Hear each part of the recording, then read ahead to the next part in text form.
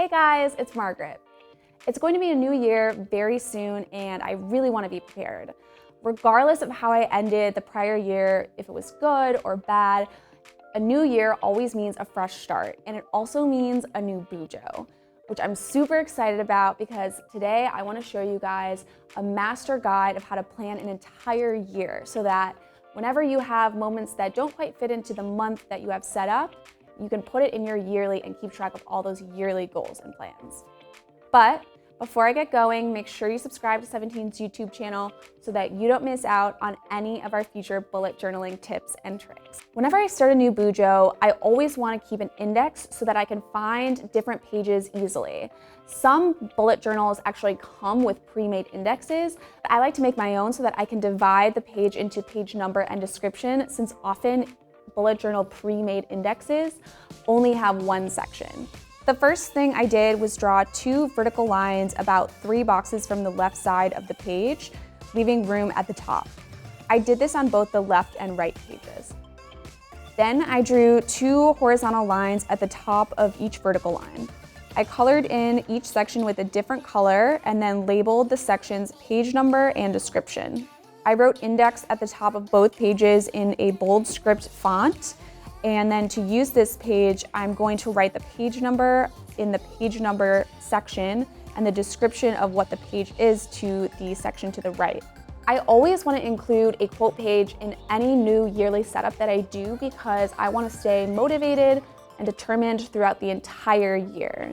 The quote that I picked today is "Never be afraid of change," because change has always been a pretty scary thing for me, and a new year often means a lot of big changes.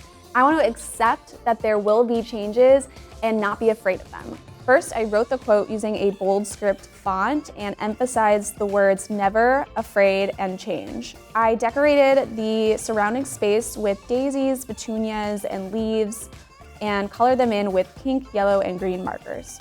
Moving on, I wanted to include an at-a-glance view of the entire year, so I'm going to include a mini calendar for every month so that when you're going through your bullet journal and you're on, the month of June and you forget how many days are in the month of June, you can look back at this at-a-glance calendar and remember, okay, the 1st of June starts on a Thursday. That's not accurate, but it's an example.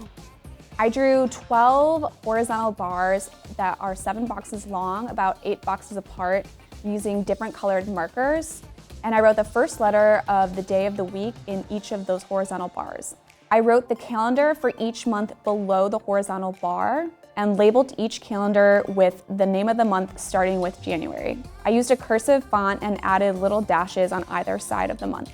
Then I wrote 2019 at a glance at the top of the page. This next 6-month layout is great for smaller details. So it'll give you a big picture view of 6 months, but you'll be able to take note of big events that are happening throughout those 6 months. I started by drawing 6 boxes with rounded corners. Each box I made about 26 by 10.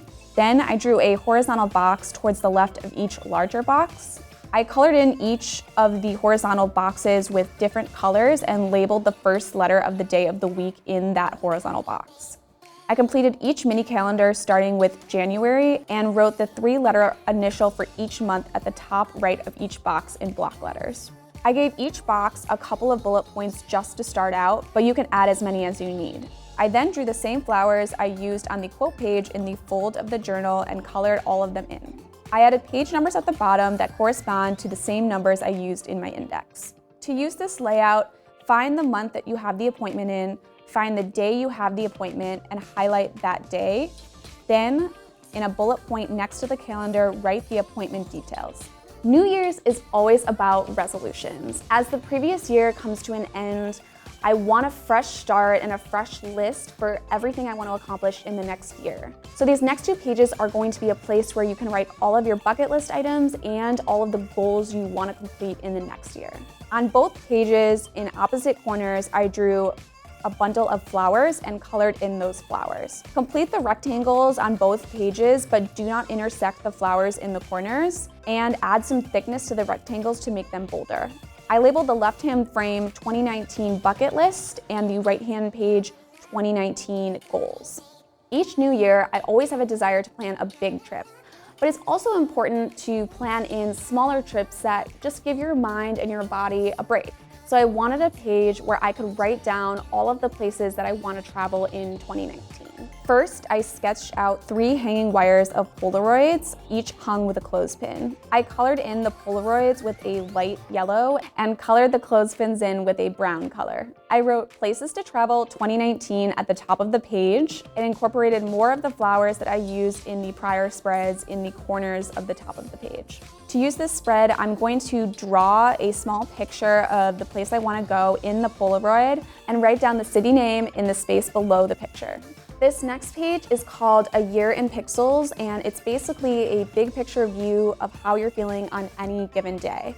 I've seen this page used in so many different bullet journalers' videos, so I really wanted to include it in my yearly setup. First, I drew a box representing the year, so I made it 31 boxes tall and 12 boxes wide. I drew 29 horizontal lines and 9 vertical lines, giving each day of the year a box. I then wrote the numbers 1 through 31 on the left. Then I filled in the days of the month that don't exist with black. Then I wrote the first letter of each month at the top of each column. I drew a key to the right of the box by drawing 7 boxes, each with a different color. I labeled each box in the key with a different emotion. At the very top, I wrote Year in Pixels in a bold script font. I filled in the empty space at the bottom right of the page with more flowers. The last step is to add page numbers in the bottom left and right-hand corner that correspond to the index.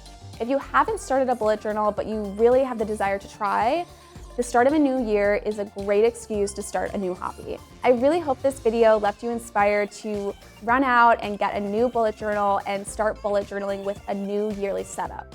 But before you go, make sure you subscribe to 17's YouTube channel so that you don't miss out on any of our future bullet journaling tips and tricks. See you next week.